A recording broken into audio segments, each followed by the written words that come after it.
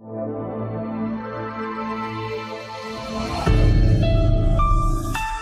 बच्चों, फिर से एक बार स्वागत करती हूँ आप सभी का हिंदी व्याकरण की कक्षा में। शुरू करते हैं वाणी श्रृंखला की कक्षा 4 की मेरी हिंदी व्याकरण, और आज हम करेंगे पाठ 15 कहानी लेखन। तो तैयार हैं बच्चों आप सभी मेरे साथ कुछ कहानियाँ पढ़ने के लिए और ये समझने के लिए कि किस प्रकार कहानी लेखन किया जाता है। तो आइए शुरू करते हैं। पहली कहानी, शेर और पिंजरा। एक बार एक शेर पिंजरे में फंस गया। शेर ने पिंजरे से बाहर निकलने का बहुत प्रयास किया, लेकिन वह पिंजरे से बाहर नहीं निकल सका। देखिए ये चित्र बना हुआ है, शेर और पिंजरे के अंदर बंद है शेर, उसके बारे में लिखा जा रहा है। शेर वहां से आने वाले प्रत्येक व्यक्ति से पिंजरा खोलने के लिए निवेदन करने लगा, लेकिन वनराज के डर से कोई भी पिंजरा नहीं खोलता था। एक दिन एक यात्री वहां से गुजर रहा था। शेर ने उससे पिंजरा खोलने के लिए निवेदन किया। यह यात्री, शेर की बात सुन उस यात्री ने कहा, मुझे डर है कि पिंजरा खोलने पर तुम मुझे खा जाओगे। शेर ने कहा, मैं इतना कृतज्ञ नहीं हूं, जो मेरे प्राण बचाए मैं उसे ही खाऊं। यात्री को शेर पर दया आ गई और उसने शेर को पिंजरे से बाहर निकाल दिया। फिर क्या हुआ देखिए। शेर बाहर आकर बोला, मुझे बहुत भूख लगी है, तुम मेरे मित्र नहीं हो, मैं तुम्हें खाऊंगा। वो तो शेर है। यात्री ने कहा, तुम बड़े दुष्ट और कपटी हो, क्या तुम मेरे उपकार का यह बदला दोगे? मैंने तुम्हें पिंजरे से आजाद किया है। शेर बोला, मेरा समय खराब मत करो, तुम मरने को तैयार हो जाओ, मुझे बहुत जोर से भूख लगी है। तभी एक खरगोश वहां घूमता फिरता आ गया। उसने उनके झगड़े का कारण पूछा। यात्री ने सारी बातें खरगोश को बता दी।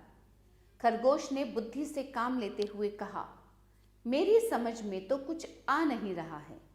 वह यात्री से बोला, आप पहले जहां पर खड़े थे वहीं खड़े हो जाओ, और राजन आप कहाँ थे? शेर बोला, मैं पिंजरे में था। खरगोश बोला, आप पिंजरे के अंदर जाइए। अब देखिए कितना दिमाग लगाया खरगोश ने। खरगोश ने कहा, मुझे कुछ भी समझ में नहीं आ रहा है, जो जहां था वो वहीं चले जाओ, उससे मुझे समझ में आ जाएगा। अब देखिए क्या हुआ जब उसने कहा कि आप पिंजरे में जाइए। शेर पिंजरे के अंदर आ गया और बोला, मैं यहां था। जैसे ही शेर पिंजरे के अंदर गया, खरगोश ने तुरंत पिंजरे को बंद कर दिया। इस तरह खरगोश ने यात्री की जान बचा ली। अब इस कहानी से बच्चों क्या शिक्षा मिलती है? हमें दुष्ट लोगों पर कभी भी विश्वास नहीं करना चाहिए, ठीक है?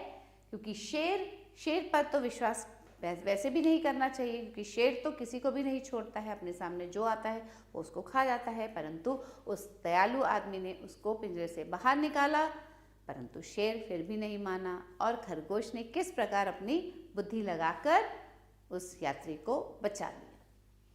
तो अब हम पढ़ेंगे दूसरी कहानी, नकलची बंदर। एक बंदर किसी पेड़ की डाली पर बैठा था। पेड़ के साथ ही एक घर था। बंदर ने देखा कि वहां एक आदमी दाढ़ी बना रहा है। उसने दाढ़ी पर साबुन लगाकर उसे ब्रश से खूब रगड़ा।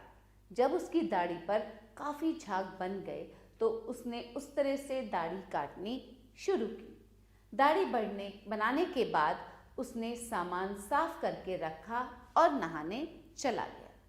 आदमी के चले जाने के बाद बंदर को भी उसकी नकल करने की सूझी, क्योंकि बंदर तो होते ही नकलची हैं। यह सोचकर वह चुपके से कमरे में घुसा। वहां से दाढ़ी बनाने का सामान उठाकर बंदर छत पर जा बैठा। वह भी दाढ़ी बनाने लगा जैसे कि उसने आदमी को बनाते देखा था। पहले उसने मुंह पर साबुन लगाकर झाग बनाया, फिर वह उस तरह से बाल काटने लगा। लेकिन सारे काम नकल से तो नहीं हो सकते। उस तरह की धार तेज होने के कारण उसका मुंह बुरी तरह से छिल गया। सामान छोड़कर चिल्लाता हुआ वह वहां से भागा। जब वह अपने साथियों के पास पहुंचा तो वे उसे देखकर हंसने लगे। उसके एक साथी ने कहा, देखा, यह होता है नकल करने का परिणाम। बंदर बहुत शर्मिंदा हुआ और मन ही मन उसने निश्चय किया कि मैं अब कभी भी नकल नहीं करूंगा। तो बच्चों, इस कहानी से क्या शिक्षा मिलती है? हमें कभी भी किसी की नकल नहीं करनी चाहिए। तो चलो बच्चों, अब अभ्यास का समय। निम्नलिखित विषयों पर कहानी लिखिए। अब आपको समझ में आ गया कि किस प्रकार कहानी लेखन किया जाता है, किस प्रकार लिखते हैं कहानी। तो इन विषयों पर कहानी लिखनी है आपको। जैसी करनी वैसी भरनी, जैसा करोगे वैसा पाओगे। इसका मतलब ये है, चतुर खरगोश, प्यासा कौआ, एकता में शक्ति। तो बच्चों, कहानी लिखने के लिए आपको ढेर सारी कहानियाँ पढ़नी पड़ेंगी। अच्छी अच्छी कहानियाँ पढ़िएगा तो आपकी जो सोचने की, लिखने की शक्ति में विकास होगा। तो उससे आप अच्छी अच्छी कहानियाँ लिख पाएंगे, अच्छे अच्छे शब्दों का प्रयोग कर पाएंगे और अच्छी कहानियाँ लिख पाएंगे।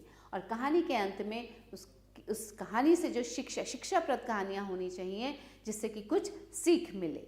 ठीक है, तो यही होता है इस पाठ का अंत। फिर मिलते हैं एक नए पाठ के साथ, कुछ नया सीखने के लिए, कुछ नया पढ़ने के लिए। तब तक के लिए आभार।